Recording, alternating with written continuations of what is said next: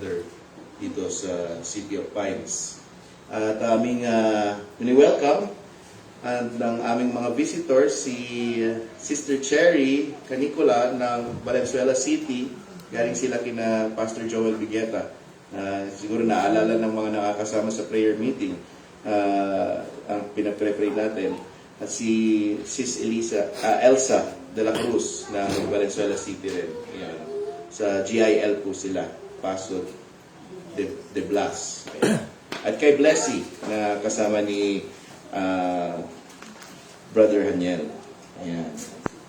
So let us now come and welcome our everyone to worship the Lord. It says here, lift up your hands, your heads. The glorious King has arrived, the King of Israel, David's royal son, the Lord, strong and powerful. He alone shall be exalted, and to him alone we raise our anthem. So truly, God is so gracious and merciful that it's not an accident to bring. He has brought us our feet here to worship Him. So before we start our service, let us come to the Lord in prayer.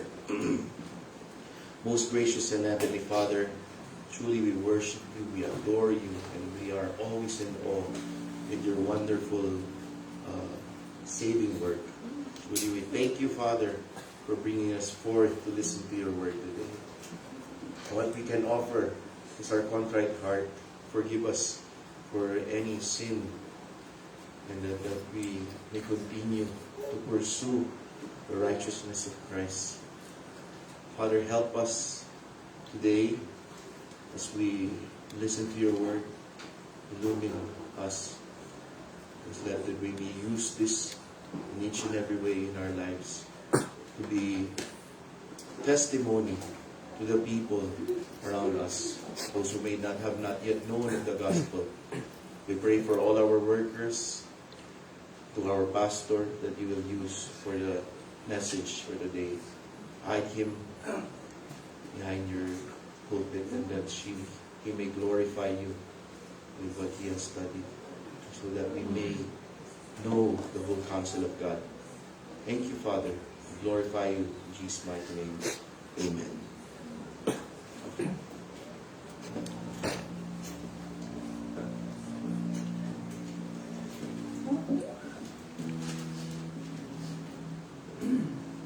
Okay, so let us sing our first song. It is a call for each and every one of us, to all the sinners, so that we may know that it is great to know that the salvation is through our God, our Creator alone.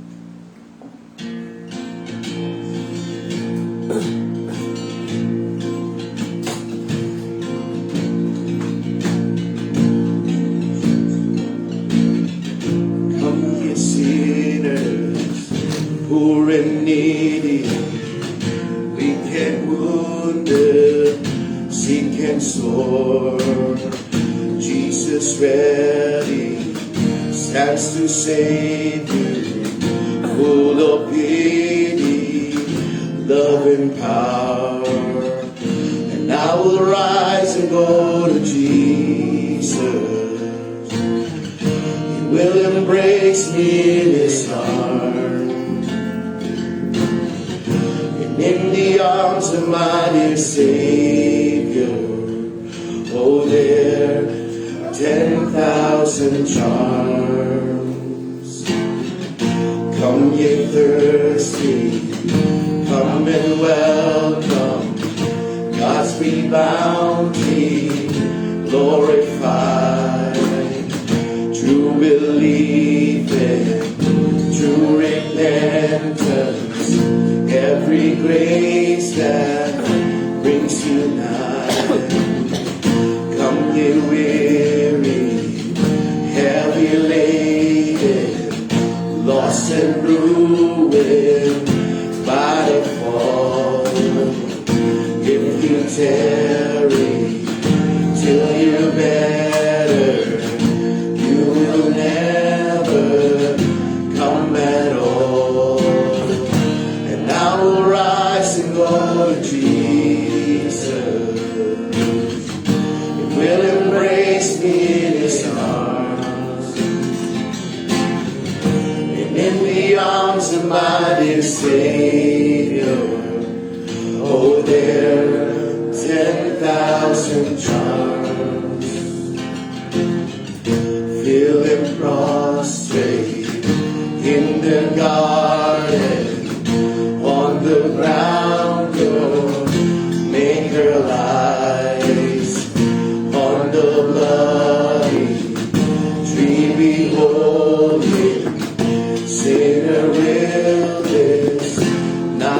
sacrifice, though incarnate, God ascended, pleased to merit all His blood. Venture on Him, venture holy, let no other trust endure. I will rise, and I will rise and go to Jesus. He will embrace me in His arms, in the arms of my dear Savior. Oh, there 10,000 charms. I will rise, and I will rise and go to Jesus. He will embrace me in His arms, and in the arms of my dear Savior. Oh, there are 10,000 charms.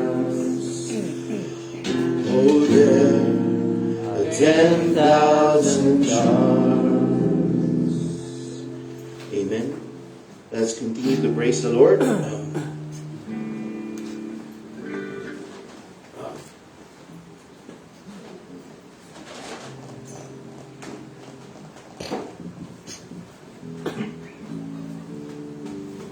Truly that there is no other God before Him, and that He alone, Yahweh, who has created everything, is our one true Savior.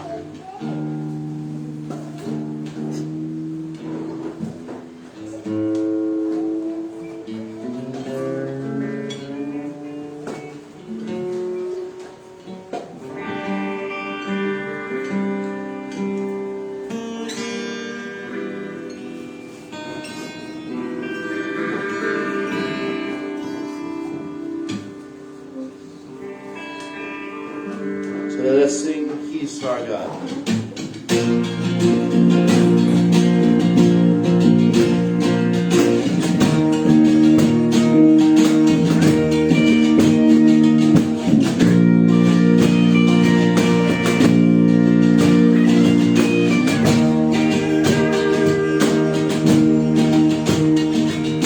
Who can light the fires of 1,000 burning suns, blazing in the heavens? There is only one, He is our God. Who commands the nations, building up and tearing down, silencing His rivals? There is only one, He is our God. He is our God, holy.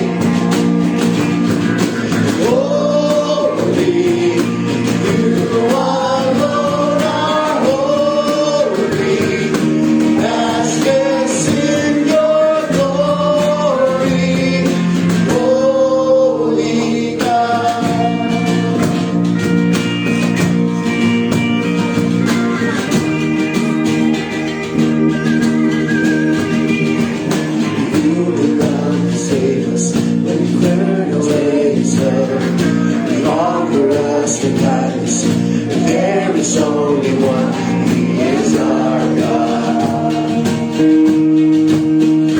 He is our God.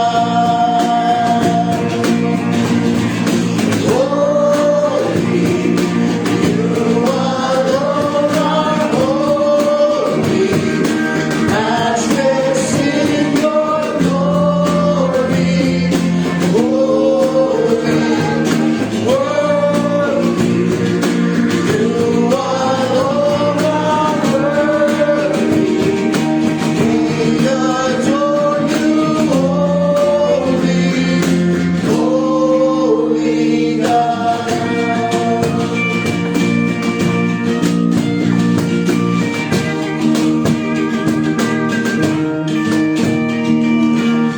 Now to the King of the throne, who was and is to come, and to the Lamb who was slain, be glory, King on the throne, who was and is to come, and to the Lamb who was slain be glory. Now to the King on the throne, who was and is to come, and to the Lamb who was slain be glory. Holy, you alone are holy, matchless in your glory. No one's like you worthy. You alone are worthy. We adore you, holy, holy God.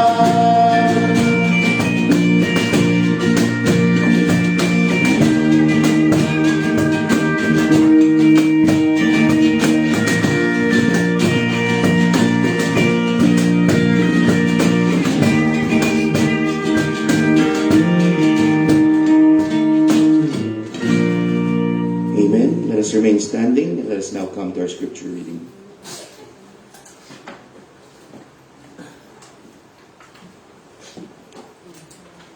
Let us open our Bibles to Deuteronomy, chapter 32. Deuteronomy, chapter 32, starting from verse 38. Rather, start from verse 39 to the very last verse. So 39 to 52. Please read with me. Verse 39. See now that I myself am He. There is no God besides me. I put to death and I bring to life. I have wounded and I will heal, and no one can deliver out of my hand. I lift my hand to the heaven and declare, as surely as I live forever, when I sharpen my flashing sword and my hand grasps it in judgment, I will take vengeance on my adversaries and repay those who hate me. I will make my arrows drunk with blood, while my sword devours flesh, the blood of the slain and the captives, the heads of the enemy leaders. Rejoice, O nations, with his people, for he will avenge the blood of his servants. He will take vengeance on his enemies and make atonement for his land and people. Moses came with Joshua son of Nun and spoke all the words of this song in the hearing of the people. When Moses finished reciting all these words to all Israel, he said to them, take to heart all the words I have solemnly declared to you this day, so that you may command your children to obey carefully all the words of this law. They are not just idle words for you, they are your life. By them you will live long in the land you are crossing the Jordan to possess. On that same day, the Lord told Moses, go up into the Abarim range to Mount Nebo in Moab, across from Jericho, and view Canaan, the land I am giving the Israelites as their own possession. There on the mountain that you have climbed, you will die and be gathered to your people, just as your brother Aaron died in Mount Hor and was gathered to his people. This is because both of you broke faith with me in the presence of the Israelites at the waters of Meribah Kadesh in the desert of Zin, and because you did not uphold my holiness among the Israelites. Therefore you will see the land only from a distance. You will not enter the land I am giving to the people of Israel. This is the word of the Lord.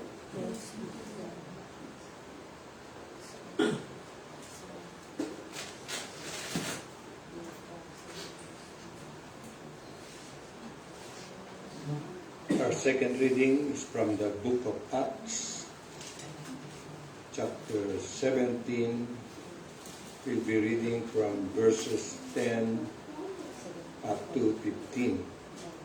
That will be verses 10 to 15 of Acts 17. Let us read. As soon as it was night, the believers sent Paul and Silas away to Berea. On arriving there, they went to the Jewish synagogue. Now the Berean Jews were of more noble character than those in Thessalonica.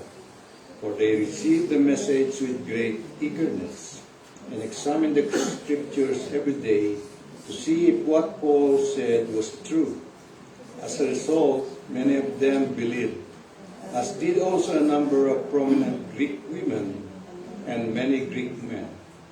But when the Jews in Thessalonica learned that Paul was preaching the word of God at Berea, some of them went there too, agitating the crowds and stirring them up. The believers immediately sent Paul to the coast, but Silas and Timothy stayed at Berea. Those who escorted Paul brought him to Athens, and then left with instructions for Silas and Timothy to join him as soon as possible. This is the word of the Lord. Please be seated. Ladies and gentlemen, let us all welcome Pastor Melchor Maglaki.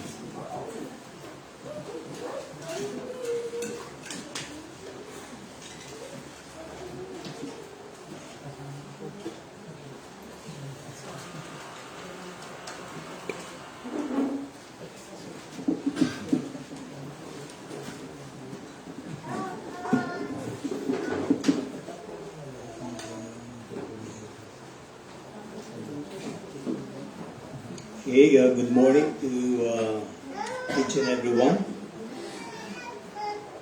We are now in our preaching proper, so let us all bow our heads in prayer.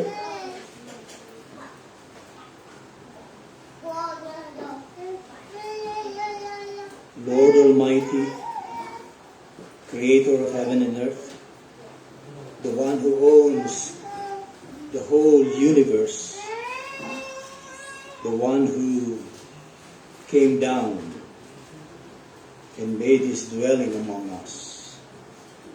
Father, we thank you for this day, because this day is the day that you have made, so that, Lord, your people may be fed once again with your word. We need spiritual feeding each day, Father God. But on Sunday, Lord, we gather as a people so that, Lord, we may sit at your feet and hear you speak. Lord, honor your word through the preaching. Hide your servant behind your cross, that only you may be seen and be exalted. All glory and praise be to you alone in Christ. Amen. Amen. Okay, so for the benefit of those who have attended our service just today, we are scanning pages in the Bible that talks about the importance or significance of the work of Christ and how this has an impact even in our own daily lives. And last week, today, and next week, we'll be tackling with Romans chapter 5, verses 8 to 10. Okay? So last week, we started with verse 8. This morning, we will continue with verse 9, and the next Sunday, we'll wrap it up with verse 10. Okay? So,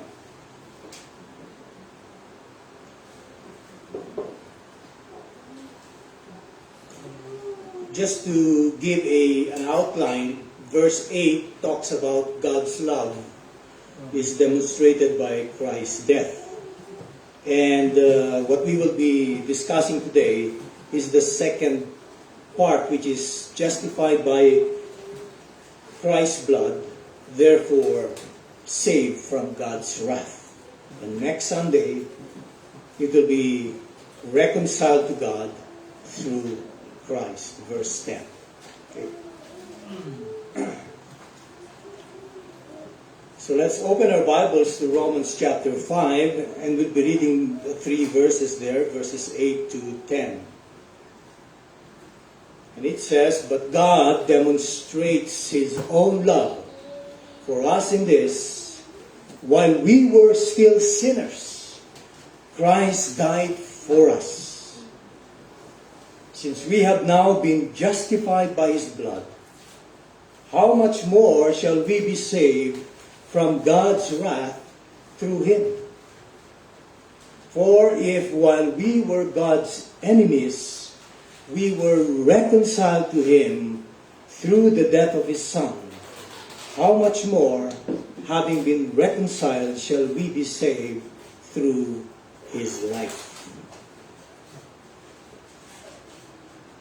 The recent election in the United States, during the campaign period, mainstream media has depicted Trump as a Nazi, Hitler, Mussolini, Stalin, and all other autocratic governments during the World War times, and they associate Trump to be this kind of person. And that is why they say that he shouldn't be president of the United States. But most Americans differ through what the mainstream media portray. Why? Because Trump did won the election. Now, this is not a message on politics. It's not about Trump. We are not pro-Trump. We are not even pro-Democrat or Republican. But what I would like us to understand is that in my last teaching, we have seen that many of these so-called people who try to destroy Christianity has crept in, has crept into the churches, just as this mainstream media have done. Okay? So ito po nakakatakot. Why? Because they are no longer those who are outside, but these people call themselves Christians. And they are inside the church. Of course, we could categorize them as false churches. But recently or yesterday, I was listening again to another video of one prominent Christian writer who now has softened himself, in terms of his rhetoric against the LGBTQ or against homosexuality. So yan po ngayon ang nangyayari. Dating staunch na preacher on the cross of Christ, and now lumambot at sinasabing they are now welcoming these so-called groups, and they can just continue on with their kind of behavior and relationship. And so we see that sin is no longer central in the preaching, and Christ has become just a decorative instrument in their teachings. Okay. Remember, we have to refute those that say that the story of the cross is simply weird stuff, na parang, ano ba yan? Katawa-tawa. Parang out of this world. Okay? That Jesus' atonement was the ultimate in child abuse. See? Kaya nilang sabihin yan. And God, the Father, is depicted as an abusive parent. Ganyan po ang nangyayari. Kaya po, bakit tayo redundant pagdating po sa ating pag-aaral sa salita ng Diyos? Why do we make ourselves redundant to stay the course, to stay in line, to continue on in the faith? Why? Because we know that our time and the next days and weeks and months and years ahead will be difficult for the Christian church. Okay? We need to answer the question, is there any ethical impact on us? itong ating pinag-aaralan, itong substitutionary work ng ating Panginoon, does it have any ethical impact on us? Why do we say the death and resurrection of Christ is still relevant and has not diminished its glory through the centuries, past, present, and future? So how then does this affect our behavior? What are its benefits to believers? Ngayon, ang nangyayari, pasok na lang sa loob ng iglesia, okay? Pinapakita, pinaglalandakan yung kanilang behavior na sila ay, kumbaga, magkasamang homosexual and lantaran sa iglesia na sila ay kilala na, kumbaga, couple, and then they are members of a worship team of a church, of a mega church. Kita nyo, wala na po yung takot. Wala na po yung fear. Bakit? Sa kanila kasi, it does not affect them anymore. Why? Because they believe that what Christ has done on the cross is already obsolete. Now, what they banner, kanilang binabandera is, let's just show love, not hate. Ipakita natin that everyone is welcome.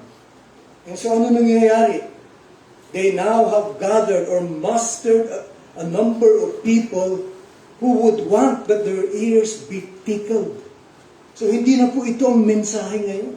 Ang mensahe is yung kikiliti sa kanilang mga tenga. And so this morning, we now focus on verse 9. And in the Christian Standard Version, it is rendered like this.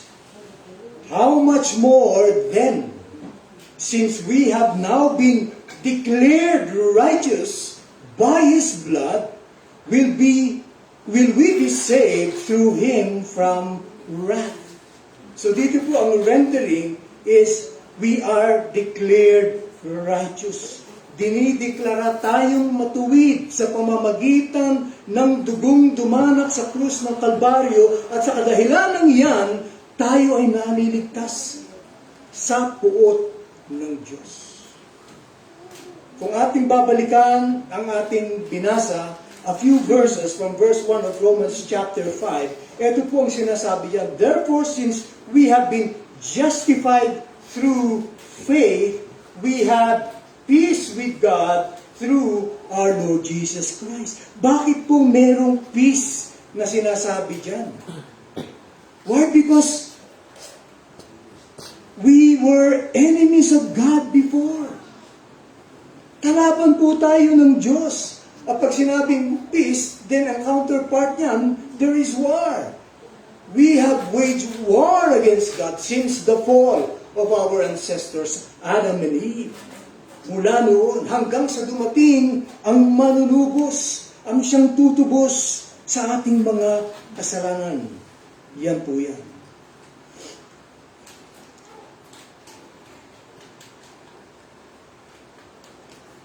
Pansin niyo po ba yung salitang therefore dyan sa verse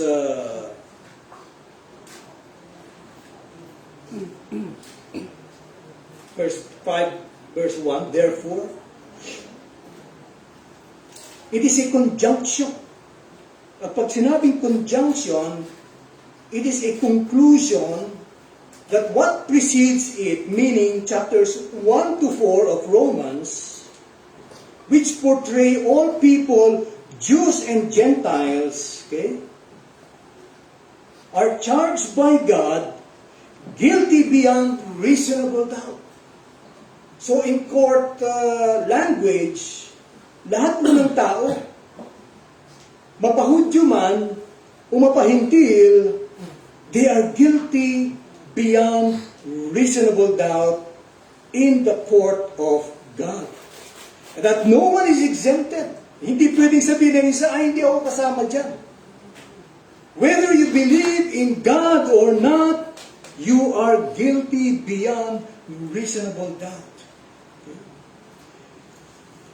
Akin ang babasahin sa Romans chapter 3 verse 2. Ito pong sinasaad dyan.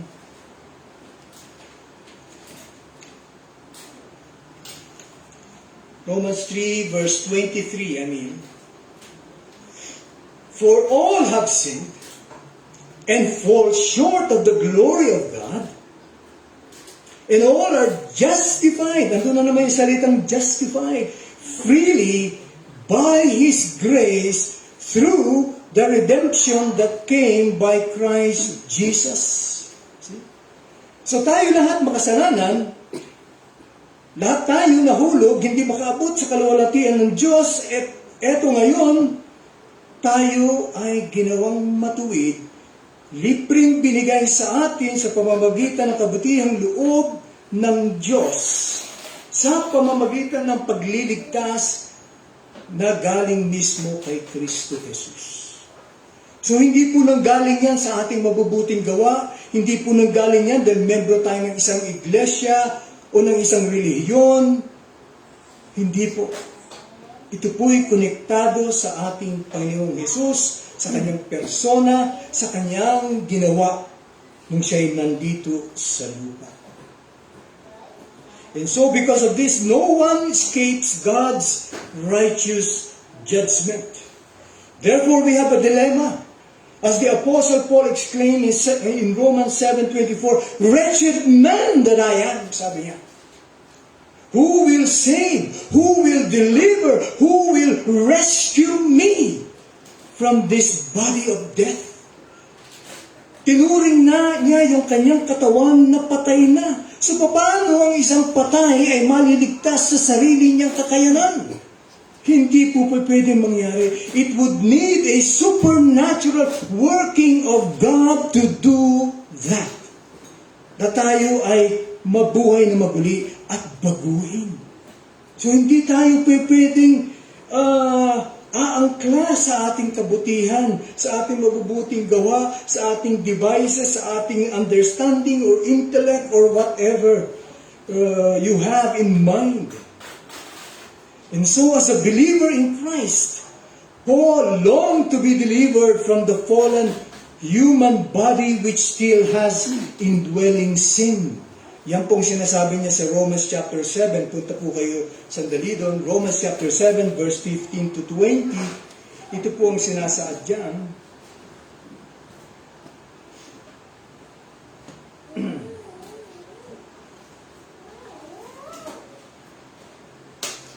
I do not understand what I do. This is the Apostle Paul speaking. For what I want to do, I do not do. But what I hate, I do. And if I do what I do not want to do, I agree that the law is good. As it is no longer I myself who do it, but it is sin living in me. For I know that good itself does not dwell in me. That is, in my sinful nature. For I have the desire to do what is good, but I cannot carry it out. For I do not do the good I want to do, but the evil I do not want to do, this I keep on doing. Now if I do what I do not want to do, it is no longer I who do it, but it is sin living in me that does it. So I find this law at work. Although I want to do good, evil is right there with me. For in my inner being I delight in God's law, but I see another law at work in me, waging war against the law of my mind and making me a prisoner of the law of sin at work within me. What a wretched man I am! Who will rescue me from this body that is subject to death? See? Si Paul mismo. He was an apostle and yet he found himself to be a wretched man. And going back to the Old Testament, we have the prophet Isaiah. The prophet Isaiah speaks when he saw the vision of God. Sabi niya, "Oh, I am undone. I am a man of unclean lips and I live among a people of unclean lips." He was a prophet. He speaks for God and he says, "I am a man of unclean lips." Bakit? Nakita niya ang kabanalan ng Diyos. Nakita niya ang kaluwalhatian ng Diyos. Kaya kaya niyang sabihin yun. Alam niya na siya'y tao na makasalanan pa rin. Hindi siya perpekto gaya ng Diyos at gaya ng ating Panginoong Jesus. Kaya dun siya ngayon kumakapit sa ating Panginoon. At dito babalik po tayo sa Romans chapter 4, 1-5. Ating pong makikita dyan, ito po ang ginawa ni Apostle Paul. He alludes to Abraham in Romans 4, 1-5. Ito ang sabi niya, what then shall we say? That Abraham our forefather according to the flesh discovered in this matter? If in fact Abraham was justified by works, he had something to boast about, but not before God. What does Scripture say? Abraham believed God and it was credited to him as righteousness. Now to the one who works, wages are not credited as a gift, but as an obligation. However, to the one who does not work, but trusts God who justifies, andun na naman yung word na justify, the ungodly, their faith is credited as righteousness. Ayan po. Okay? So makikita natin, nirefer tayo ni Apostle Paul kay Abraham. Ano bang nangyari doon kay Abraham? Yung time na yun na kung saan, sabi nga niya, wala siyang anak. Paano mangyayari yung pangako ng Diyos? And yet, pinakita pa rin ng Diyos sa kanya, hindi sa pamamagitan mo. Though inunahan ni Abraham ang Diyos, okay, nagkaroon siya ng anak kay Hagar na katulong ni Sarah, hindi doon manggagaling yung promise. So yun, makikita natin. Mabuti ba yung ginawa ni Abraham doon? Hindi po. Pati po nung time na kanyang dinala ang kanyang anak, lumabas na si Isaac, pinakita na yan, through Isaac, diyan ang promise magmumula. And yet, dumating sa punto na siya'y tines ng ating Diyos. Ialay mo yung anak. Ialay mo sa Mount Moriah. At nung kanya nang papatayin ang kanyang anak para ialay, ay pinigilan siya ng Diyos. At anong ginawa ng Diyos? May ipinalit ang ating Diyos. Okay? Isang hayop na nahuli sa mga kahoy-kahuyan. At yun ang ginawang alay. At dito natin makikita, ganun ang ginawa ng ating Panginoong Yesus. He became our substitute. Siya po ang siyang umako na dapat sana tayo ang siyang mapaparusahan. Ay yan ang ginawa ng ating Panginoon. Ngayon mga Hudyo, makikita natin, kilala nila na ang kanilang ama na si Abraham was a father of the Hebrew nation. Makita po natin yan sa Genesis 12:1-3 nung tinawag ni Yahweh si Abraham from the land of Ur. Sabi niya, dadaling kita sa isang lugar at doon ipapangako ko ang lupa at papangako ko na kayo'y dadami, mga tao, at pagpapalain ko kayo. Blessing. So tatlo po yung pinangako ng Diyos dyan sa kanila. And the Jews commonly believed that Abraham kept the whole law before it was given on Mount Sinai. When was the law given? During the time of Moses. Okay? Pero here in Genesis 26:5, makikita natin, ang paniniwala ng mga Hudyo is that Abraham kept the whole law. Eh nakita na nga natin, di ba, nahulog sa kasalanan. Ilang beses pa. Pati ang asawa niya, kanyang ibibigay para lang to save his face, to save himself. Okay? Pero makita natin, kumilos ang Diyos. Hindi niya hinayaan na yung takot ni Abraham at yung kanyang self-preservation ng manaig, gumawa ang Diyos ng paraanan para hindi mapahamak ang kanyang asawa. At ganun din sa mga sumunod pang mga insidente. So makikita natin si Abraham mismo ay hindi natin masasabing mabuti. Okay? Kaya po yan. Kasi nga, ito sinasabi ng Apostle Paul, kung si Abraham mismo, siya ay nagtiwala sa kanyang gawa, then meron siyang ipagmamalaki. He has something to brag about. Paul refused this, showing that Abraham was justified by faith and had no grounds to boast. Wala pong pwedeng ipagmalaki si Abraham. Yan po ang nire-refer ni Paul dito.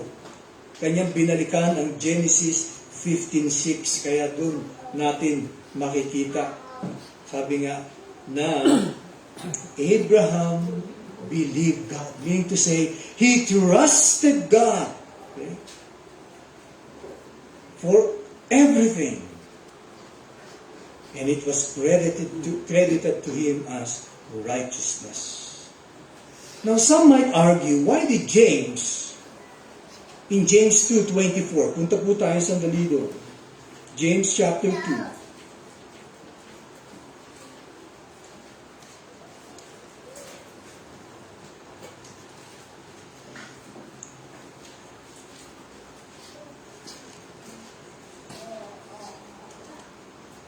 James chapter 2 verse 24.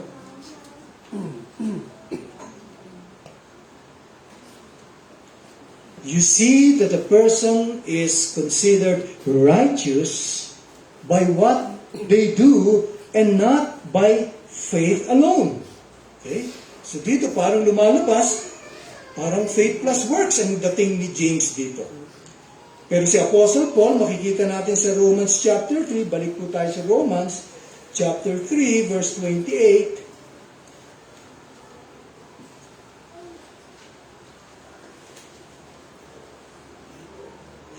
For we maintain that the person is justified by faith apart from the works of the law. See? So dito makikita natin parang may dalawang contradicting statement. Nag-aaway ba yung dalawa? Nagko-contradict ba si Paul at saka si James? Hindi po. Bagkus si Paul, ang kanyang tuon is that ang ating kaligtasan ay sa pamamagitan lang ng ating pananampalataya at hindi ng pagdagdag ng mga gawa. Samantalang si James ay kayong pinapakita na bigyan mo ako ng ebidensya na tunay nga ang iyong pananampalataya. Okay? Sa pamamagitan ng paggawa ng mabuti. So, yung kay James was the evidence of your faith in God. Na talagang binago ka niya. Kaya hindi pwedeng papasok ka rito tapos sasabihin mo, okay, isang Kristiyano na, pero babalik ka pa rin sa kasalanan mo. Babalik ka pa rin sa dating gawin mo. Hindi. Niloko mo lang ang sarili mo. Yun ang tinutukoy dito ni James. Kaya, pang-balance lang po yung kay James. Pero pagdating sa kaligtasan, ang kaligtasan natin ay gawa ng Diyos at pati ang pananampalatayang binigay sa atin para tayo ay sumampalataya sa Diyos ay regalo din ng Diyos. Kaya wala tayong pwedeng ipagmalaki. Okay? Makikita po natin sa Old Testament, ang dami pong mga features, iba't ibang klase ng application. Meron pong deliverance, okay? Meron pong rescue, merong safety, and even welfare. Makikita po natin yan sa buhay ng mga Israelita. Okay? Na pagdating po sa deliverance, anong ginawa ng Diyos?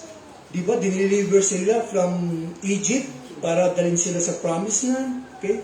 Sa rescue, makikita natin, meron tinatawag na forensic or legal rescue. Ito po ay makikita natin sa Deuteronomy 22:27. Ito'y patungkol po sa isang babae nung panahon na yon na naglalakad mag-isa sa may taniman at walang tao at biglang may nang-rape sa kanya. At ano ang naging batas dito ng Diyos? Hindi masasama ang babaeng na na-rape sa babatuhin ng mga Hudyo para mamatay. Kundi yung nang-rape lang. So makikita natin, merong judicial and forensic and legal rescue na ginagawa ang Diyos pati sa kanyang mga batas sa mga Israelita. Pagdating sa safety, makita natin, di ba, si Yahweh became sabi nga, He sent a pillar of fire by night and a pillar of cloud by day. And sabi nga, sabi rito sa Psalm 121 verse 7, that they will dwell in safety. Yun ang sinasabi niyan. Eh, pagdating sa welfare, alam natin to. God was their provider. God fed them with manna in the desert. Wala po silang kulang. Nung naganap sila ng karne, eto, mga pugo. Ayan. Hindi po yung pugo sa Pampanga o sa Tarlac. Okay? Kundi yung pugo, sabihin, quail. Okay? Siguro na high blood sila at na high blood din si Moses, kaya nagalit si Moses.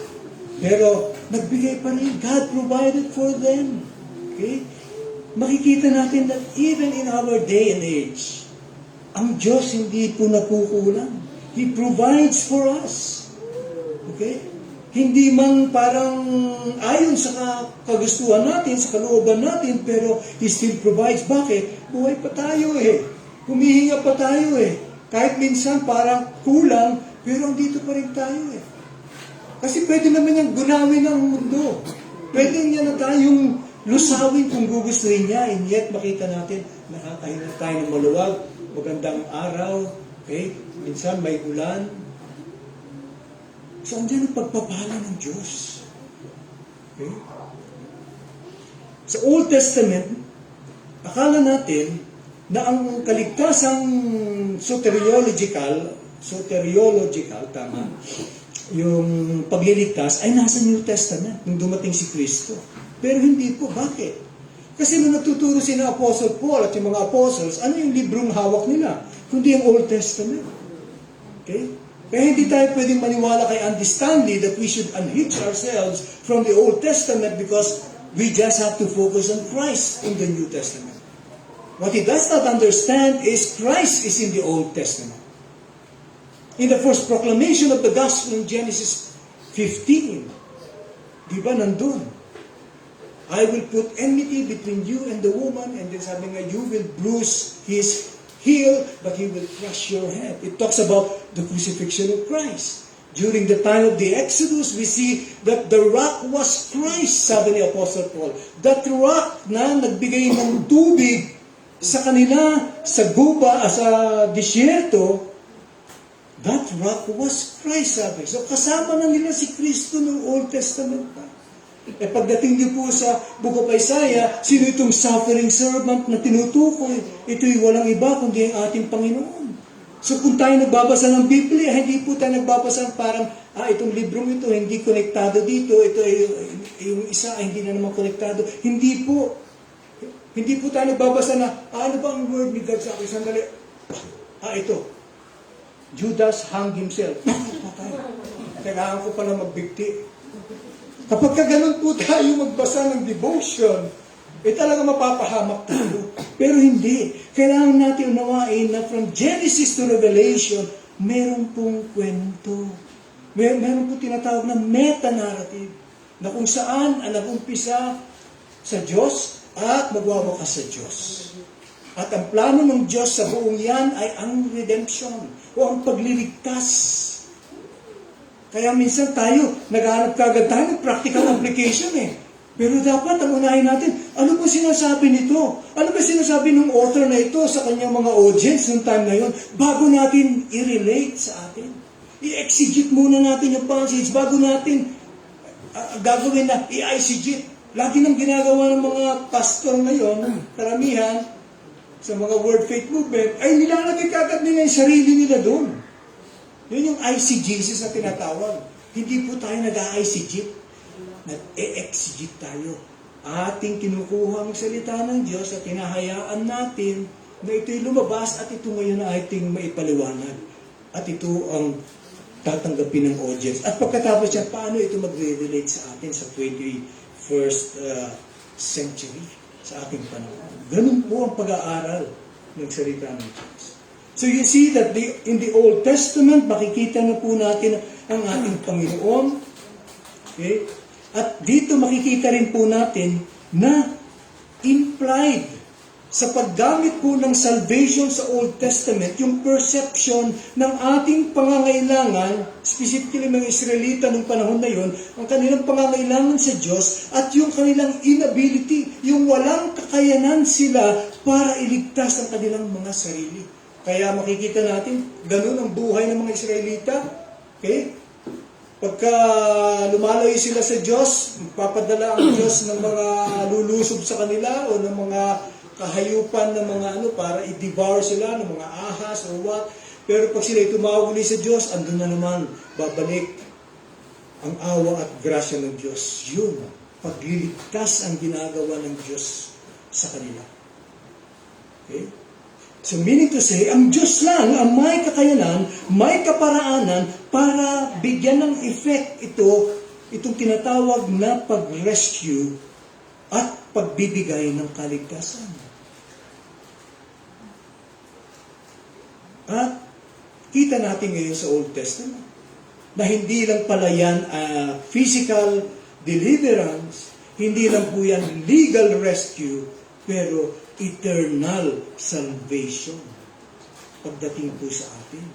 Kaya tuloy mangyayari yung mga nasa Old Testament, yun ay mga copies na lang, types and shadows of the reality which is Christ dito po sa New Testament.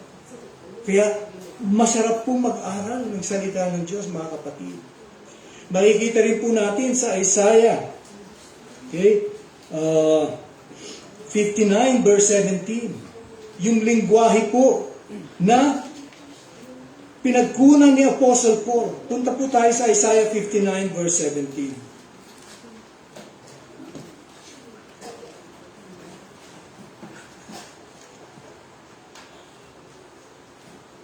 Sabi niyan, He put on righteousness as His breastplate and the helmet of salvation on His head. Kahit doon na lamang po. Okay? Hindi ba't ito kinuha ni Apostle Paul at kanyang ginamit ito sa Ephesians 6:14 and 17? Ano bang sinasabi niya doon sa Ephesians chapter 6 verse 14 and 17?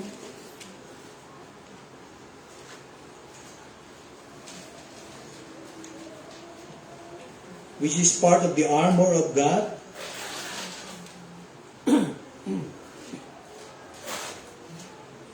Sabi, stand firm then with the belt of truth buckled around your waist, with the breastplate of righteousness in place. Okay? And then jump to verse 17. Take the helmet of salvation and the sword of the Spirit, which is the word of God. See? Kinuha ni Apostle Pablo yung mga katagang binanggit ni Prophet Isaiah at kanya itong ginamit. So ano po itong katwiran na ito, itong righteousness na ito na kailangan ilagay mo sa iyong dibdib? Okay? This is not our own righteousness, hindi yung ating kabutihan, hindi po yung ating kagalingan, kundi ito po yung righteousness that is of another, which is Christ's righteousness. Okay? Yung katwiran ng ating Panginoon ang tinutukoy dito. So sabi nga, if you want to bring and dress the armor of God, hindi pwede yung sarili lang natin. Lahat galing sa Diyos. Bigay niya lahat yan. Kung yung babasahin ng buong Ephesians chapter 6, tungkol sa armor of God, lahat yan ay bigay ng Diyos para sa ating buhay Kristiyano. Pag tayo dadako kay Jonah, nung siya ay nananalangin mismo dun sa loob ng tiyan ng isang malaking isda, ang kanyang pagdeklara, salvation is from the Lord. Jonah 2 verse 9. So klarong-klaro, Old Testament pa lang, ang kaligtasan ay sa Diyos. At anong sabi ni Job sa Job 19:25? I know that my Redeemer lives. Alam ni Job, doon pa lang, Old Testament pa lang, alam niya na buhay ang kanyang manunubos, ang ating Panginoong Jesus. And so, salvation in the Old Testament is also linked with other concepts such as redemption, atonement, and righteousness. Atonement as the means of salvation, sa pamamagitan ng pag-aalay ng mga hayop. Redemption as the nature of salvation, ibig sabihin, para maligtas ang mga Israelita ng Old Testament na yun, kailangan may kapalit, yun nga, yung mga hayop na inaalay, unblemished. Okay? And then, yung righteousness, yun po yung goal of salvation, na para ang isang Israelita ay maging matuwid, katanggap-tanggap sa Diyos. Kasi hindi pwedeng pumasok na lang ang mga Israelita. They barge into the temple, into that tabernacle or the tent of meeting hindi po kinakailangan ng pag-aalay. Okay? Diyan makikita natin ang ating inaral, ang buong Book of Leviticus. Nakita niyo ang importansya ng mga pag-aalay na yan, ng mga offering, ng mga sacrifices na yan. And I'll give you a great example of this, is the Passover in the Old Testament. It was not only depicted as the Exodus from Egypt, but also to remind the Israelites of the profound significance of the role of sacrifice in salvation. Ano ba nangyari doon? Yung tupa, kakatayin. Yung dugo, i-sprinkle doon sa mga doorposts and door lintel. Para pagdating ng angel of death, he will pass over. So ano nangyari? Sa bayan, sa lugar ng mga Israelita, sa Goshen, sa Exodus 12:1-14, pinakita na wala ni isang namatay sa kanilang mga firstborn. Maging sa mga hayop. Pero sa buong Egypt, walang sambahayan na walang nananaghoy, walang umiiyak. Bakit sila'y namatayan? Mismong si Pharaoh ay namatayan ng kanyang firstborn. Okay? So, here makikita natin, meron na naman yung turo ng substitution. Kaya yung substitution na yan, at saka yung propitiation, yung pag-apis sa puot at galit ng Diyos, nangyari po dito yan sa Passover. Yung galit, imbis na sana ibuhos ng Diyos sa mga Israelita, they were spared because of the blood. Okay? So the rituals associated with the Day of Atonement also, during the time when Aaron the high priest will go inside the Holy of Holies, and that only once a year. Anong focus? It was focused on the vicarious substitutionary atonement for the sins of the people. Leviticus 16:1-34. That's the pinag-aralan natin ito. Okay? Patungkol po sa Day of Atonement. Na kung saan si Aaron, siya yung high priest, siya yung tagapamagitan. At yung mga hayop at yung dugo na iaalay ay kanya ngayon i-sprinkle doon sa altar sa loob ng Holy of Holies. At pagkatanggap-tanggap ito, masaya ang mga Israelita. Kasi kung hindi tinanggap ni Yahweh, may mangyayaring malagim sa mga Israelita. At ano ang sabi ng Hebrews 9:22? And without the shedding of blood, there is no forgiveness of sins. And so the benefit for us who believe in this vicarious substitutionary atonement through Christ is that we become heirs according to the hope of eternal life. Yan ang sabi sa Titus 3:7. Yun daw palang ginawa ni Hesus Kristo ay mag-uuwi para sa atin na tayo ay maging tagapagmana ng pag-asa ng buhay na walang hanggan. Yan po ang ginawa ng ating Panginoon. We become children of God. Romans 8:17. Okay? And we become co-heirs with Christ. Ang sabi nga dyan sa Ephesians 3:16, na tayo ng mga hentil, we become fellow heirs with the Jews. Okay? And we become one body. At ito makikita natin sa loob ng iglesia. Hindi po dalawa yung plano ng Diyos, isa sa mga Israelita, isa sa mga hintil o sa church. Hindi po. Bagkus sa church, andun na, which comprises of both Jews and Gentiles, isa ang plano ng pagliligtas, ng redemption ng ating Diyos. Sa pamamagitan lang yan ng ating Panginoong Jesucristo. So, sa pag-conclude, ano yung mga practical application nito? May tanong ako dito, has the blood of Christ of no effect to you until now? Kung wala pang effect ito sa iyo, ibig sabihin, hindi ka mananampalataya. Okay? For example, if all we do in this life, okay, is to just focus on the world, focus na tayo'y magkamal ng maraming salapi, ng yaman dito sa mundo, Anong sabi ni Solomon? It becomes just a chasing after the wind. Parang meron kang gustong makuha pero hangin lang. Ganun po yan. Kung hindi ka nakasentro kay Kristo. Kahit pa masabi nating legit naman yung trabaho mo. Pero kung yan na lang inaatupag mo at hindi ka nagpapagamit sa Diyos, hindi ka napapasama sa mga patungkol sa gawain sa loob ng iglesia, halimbawa may outreach, merong evangelism, merong mga giving out of tracts, meron yung pagtulong sa mga taong ating inaabot kapag may mga dilubyo o bagyo o mga kalamidad. Sabi nga, napaka-boring ng buhay mo kasi umiikot lang sa sarili mo. Pati pagdating sa mga relasyon, if your relationship, sabi nga, all relationship are futile if Christ is not the third strand that binds these relationships. Kung halimbawa, meron ka nga relasyon mo sa asawa, relasyon mo sa anak, relasyon mo sa boss mo, okay? Relasyon mo sa kapwa mo manggagawa, pero wala si Kristo, it is futile. Walang saysay.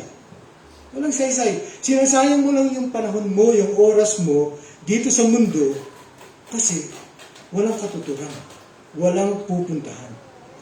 At pagdating naman sa loob ng iglesia, mga ministry opportunities sa church, ilang beses tayo nagtatawag, saan kayo pwede magamit? Ano ba sinasabi ng mga katuruan ni Yesu Kristo? Sa mga talents. Kapag hindi mo ginamit yan para sa kanyang kaharian, para sa kanyang ministeryo, at mas gagamitin mo para sa mundo, sabi nga, your life will be empty. Walang kalatoy-latoy ang magiging buhay mo. Bakit?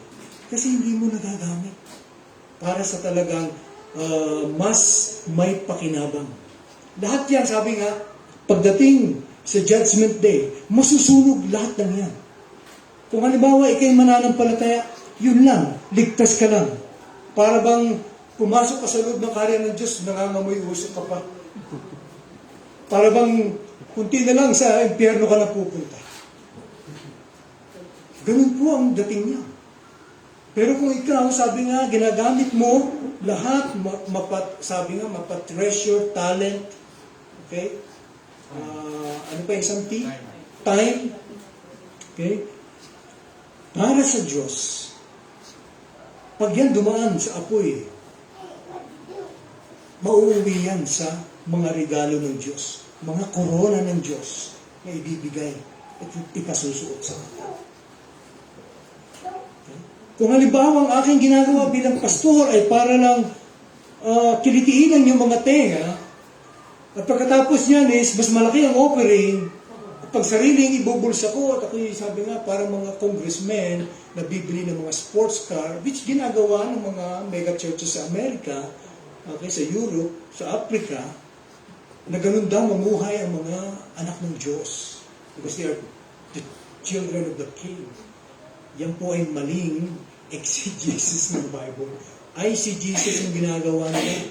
Okay? Baluktot po yung kanilang pag-interpret sa Scripture. At kung ganon, wala rin saysay. Baka nga hindi pa ako makapasok sa langit. Baka nga mali ang aking pananaw patungkol kay Kristo. Pero kapag tayo ay nanatili dito sa mga turong ito, sabi nga, rest assured, ang Diyos ang siyang magbibigay ng pagpapala. Hindi man dito, pero doon sigurado meron. Okay? So, yun lang po. Magandang umaga po sa inyo lahat. Tayo po ay magtapos sa isang panalangin. Aming Diyos, kami po ay nagpupulit, nagpapasalamat sa inyo. Salamat, O God, sa buhay na inyo pinakaloob sa amin, sa mga talento, Panginoon, sa mga yaman at sa mga oras. Naway sana hindi masayang ang mga ito. Naway sana dumating ang punto na kung saan ay you will convict our hearts, Lord. Na hindi na po namin sasayangin bawat oras at panahon. At kami magpapagamit sa iyo. Para nang sa ganon, Lord, dumating man ang oras na kami ay inyo pong aalisin na sa lugar na ito, ay nabigyan namin kayo, Lord, ng kaluguran at kaluwalhatian. O Lord, I pray na sana ito'y tumimo sa mga puso at isipan naming lahat, Panginoon. Patawarin niyo po kami sa aming mga pagkukulang, sa aming mga kasalanan, sa aming maling mga focus. At nawain, Lord God, baguhin niyo kami. If there needs to be a rebuke, if there needs to be a conviction, Lord, we pray, please do so. Change us, O God. Change us for your glory, for your honor. In Christ's name. Amen. Magandang umaga po.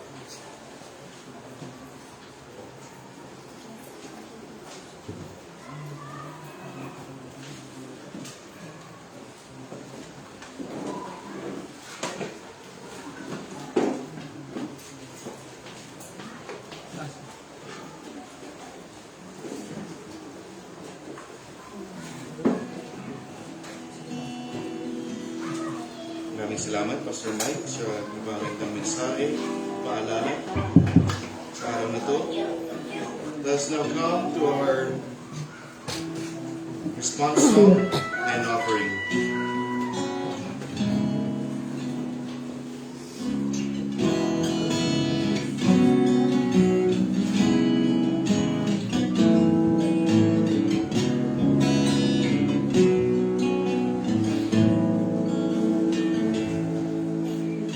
Mystery of the cross I cannot comprehend. The agonies of Calvary. You, the perfect Holy One, the precious Lamb, who drank the bitter cup reserved for me. Your blood wash away my sin. Jesus came through the Father's wrath, completely satisfied. Jesus came through, once your enemy, now seated at your table. Jesus came with you.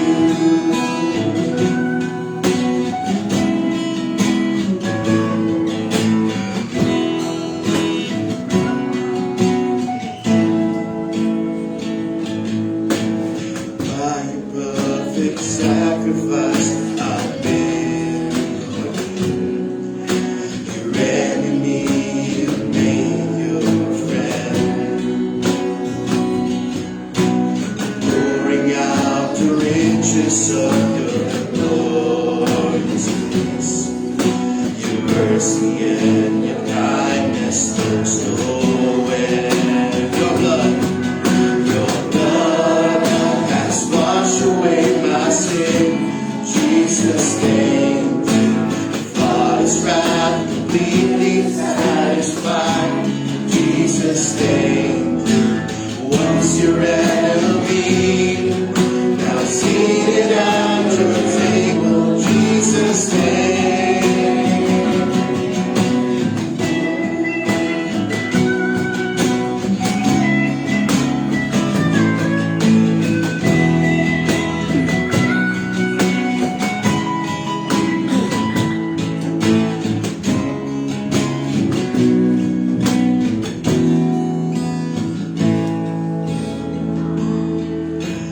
Lover of my soul, I want to live for you. Lover of my soul, I want to live for you. Lover of my soul, I want to live for you. Your blood has washed away my sin. Jesus, thank you. The Father's wrath completely satisfied. Jesus' name. Your blood has washed away my sin. Jesus' name. The Father's wrath completely satisfied. Jesus' name. Once you ran me, now seated at your table. Jesus' name.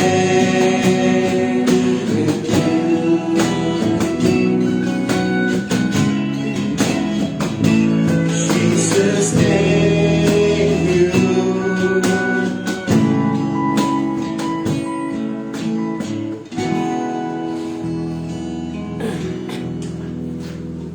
Tawagin po po si Brother Jericho to pray for our offering.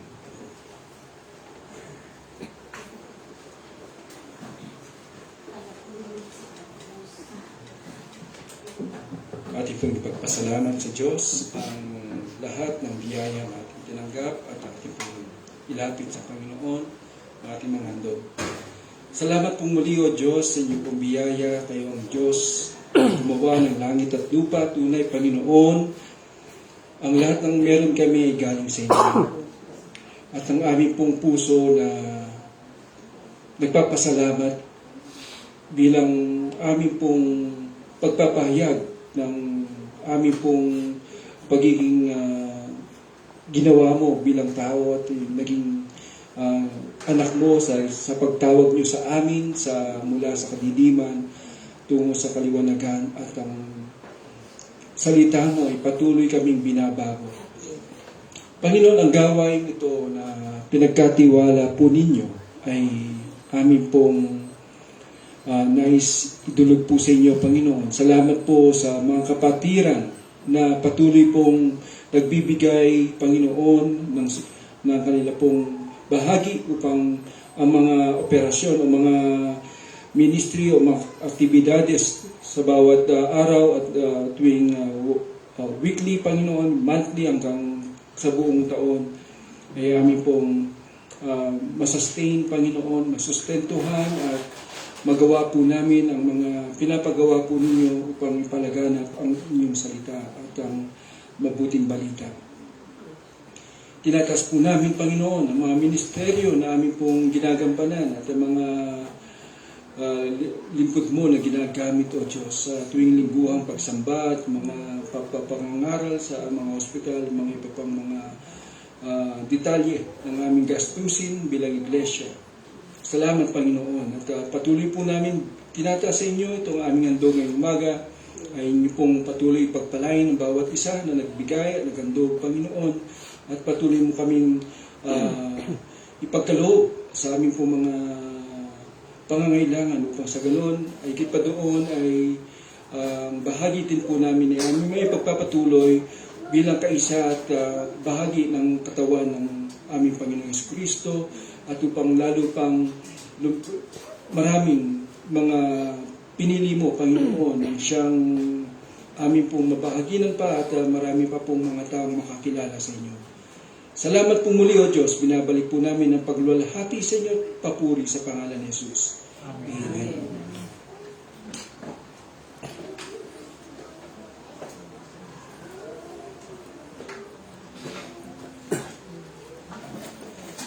Okay, bago po tayo bukas sa benediction, nais ko lamang pong tanungin, meron po bang magdaraos ng kanilang kaarawan sa darating na linggong ito? Kung meron, para may isama kayo sa panalangin. Si Gianna. Ito po. Si Sam. Kapuchi. Okay. May 27 pala.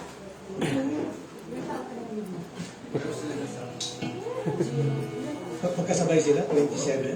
27 daw.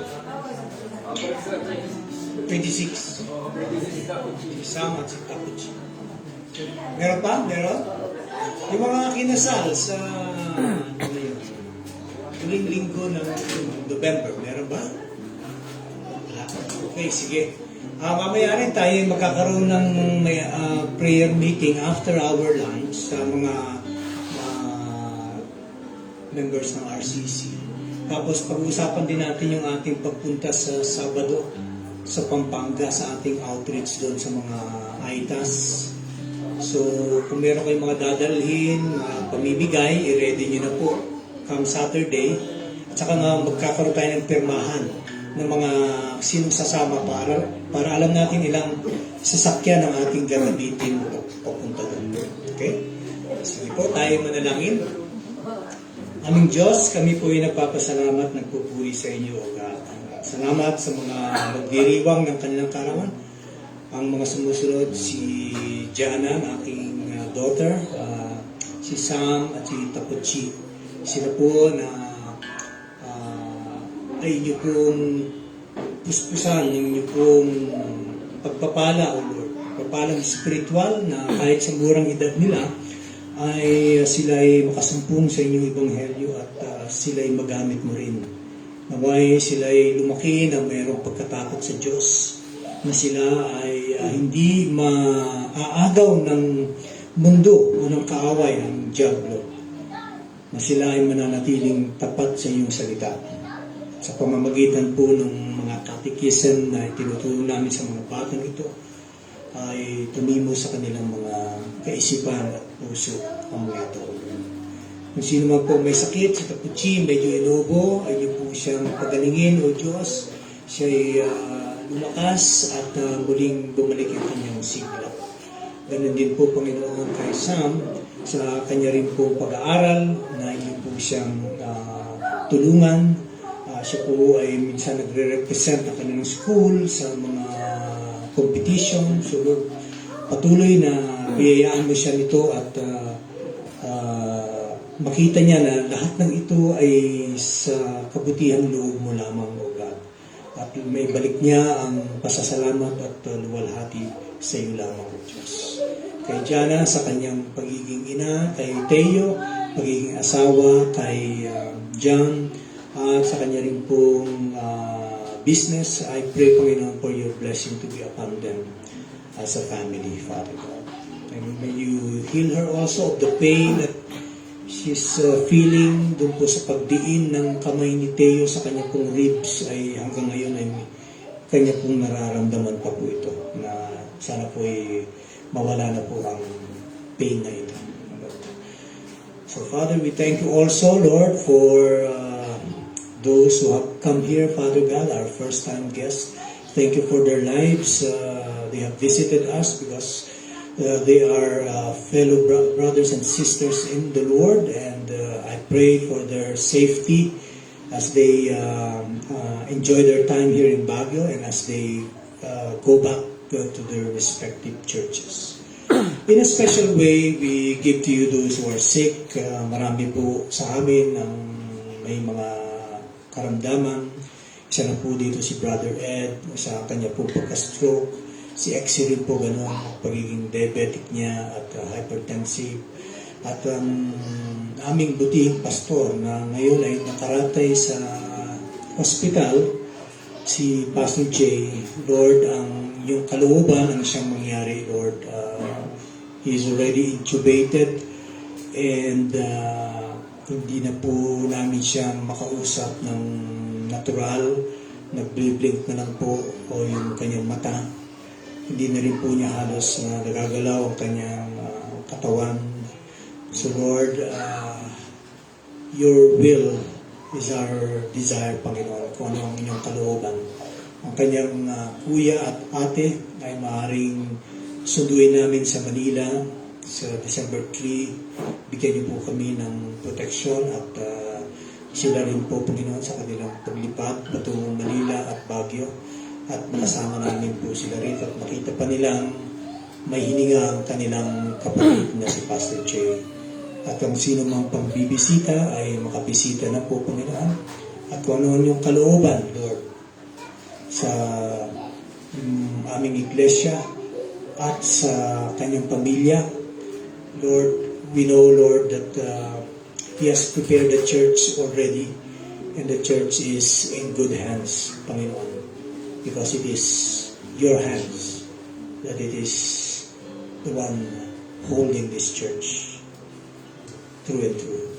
Thank you once again, Father God, and so I pray for your blessing to be to be in each and every one of us. And so with this, I give now my benediction to Him who is able to keep you from stumbling and to present you before His glorious presence without fault and with great joy. To the only God, our Savior, be glory, majesty, power, and authority through Jesus Christ our Lord, before all ages, now and forevermore. And everybody say, Amen. Amen. Magandang tanghali po sa inyo lahat. Tayo po yung magsasalo-salo ng ating pagkain. Tawagin ko na po si Brother Exie para sa panalangin.